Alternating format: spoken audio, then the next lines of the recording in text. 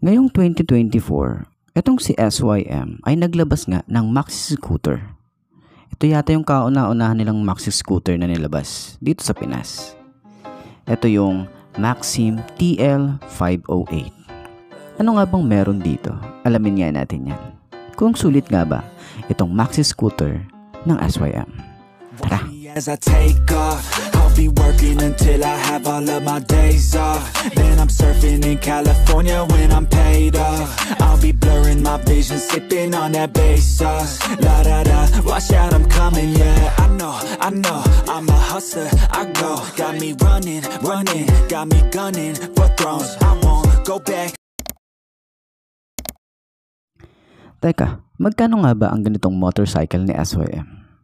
Ito lang naman ay nagkakahalaga ng 469,900.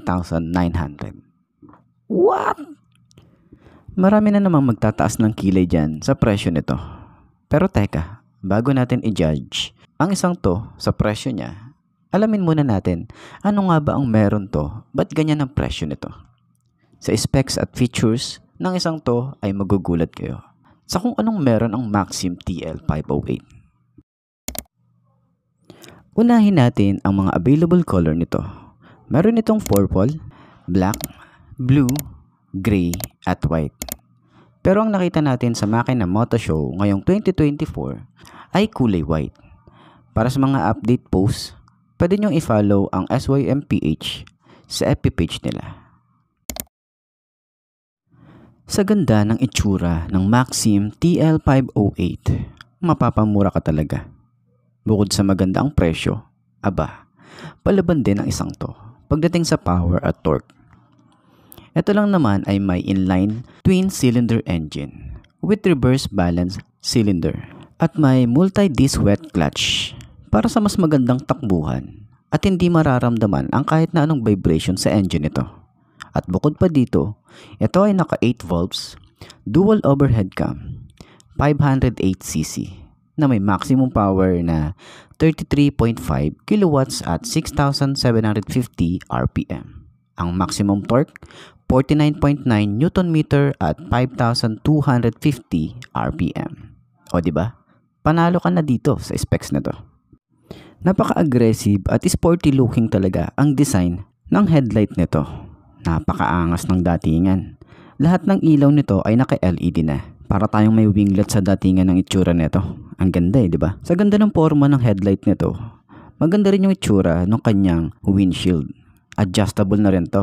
At nandito na rin yung kanyang side mirror. Kahit hindi ka na magpalit, maganda na. Dagdag mo pa na may maganda tayo rito ang front fender. Naka-inverted forks na nga rin pala to. At naka-dual disc brake dito sa harap at meron din tong ABS. Napakalaki talaga ng itsura ng Maxim TL508. Kakaiba to, grabe. Meron na rin tayong extension ng paa. Hindi ka na mapapagod. Pagdating sa long ride, at napaka-chill talaga ng datingan ng isang to. Para kang nakaupo sa sofa. Kakaiba talaga yung design nito. Napakaangas. Tapos naka-traction control pa tayo rito. Safe. Kakaiba lang yung datingan ng kanyang upuan. Yung opening niya, para dun sa compartment. Maluwag naman siya eh. Tapos napansin natin dito, meron siyang ilaw. Para sa gabi, makita natin yung mga gamit natin kapag mag-o-open tayo nito. Isa pa sa kakaiba dito, itong single side monoshock niya. Ang ganda ng itsura. Meron na rin pala tong baso. Naka-upright position tayo rito at napansin natin, napaka-premium ng looks ng mga switches. Ito nga pala ay naka-digital panel na tayo rito. Makikita natin dito yung lahat ng details na kailangan natin. Sa grips at levers, mukhang hindi ka naman tinipid dito ni SYM. Nakakilis na nga rin pala to at medyo unique yung kanyang style. Napansin natin dito, napaka-minimalist lang ng itsura nito. Meron lang din siyang emblem ng Maxim, yung TL. At ang kakaiba rin dito, ito ay naka-chain or nakakadena. Karamihan kasi sa mga scooter na kagaya nito, kadalasan naka-CVT siya. Kaya medyo nagulat ako sa design dito.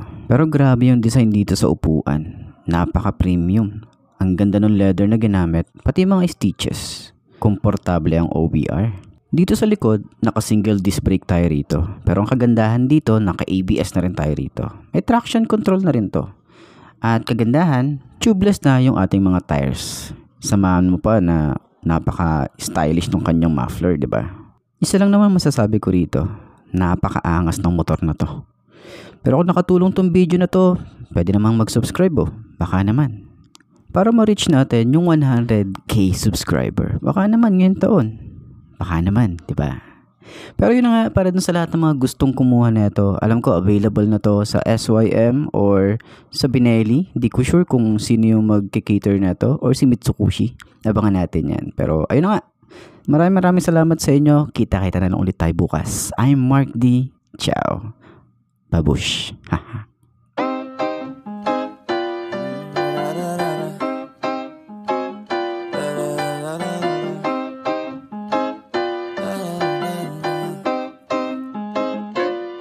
Watch me as I take off.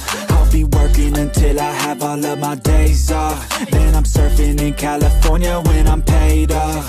I'll be blurring my vision, sipping on that bass sauce. La da da, watch out, I'm coming, yeah. I know, I'm a hustler, I go. Got me running, got me gunning for thrones. I won't go back, no pass, blow past so fast. I'm gone, grow fast, big splash, all cash, like watch me as I take off.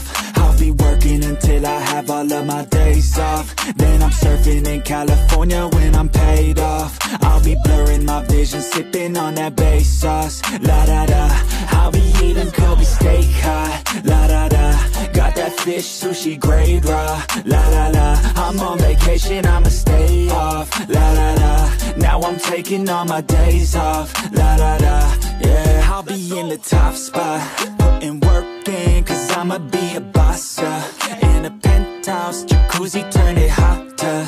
On the roof, waiting for me is a chopper. Cha-cha-cha, I'm living in a daydream, yeah, it may seem, but I manifest this every day, see. I got things I've been working on daily, and I stack it all up to this mainstream. I got the attitude, do what I have to do to be the best in the game, got gratitude, no bad mood, just fab views, ooh. Watch me as I take off, I'll be working until I have all of my days off. Then I'm surfing in California when I'm paid off. I'll be blurring my vision, sipping on that bass sauce. La da da, watch out, I'm coming, yeah. Blow up, yeah, I just wanna blow up, yeah, I just wanna blow up, yeah, I just wanna blow up, blow up, blow up, blow up, blow up, blow up, blow up, blow up, blow up, blow up.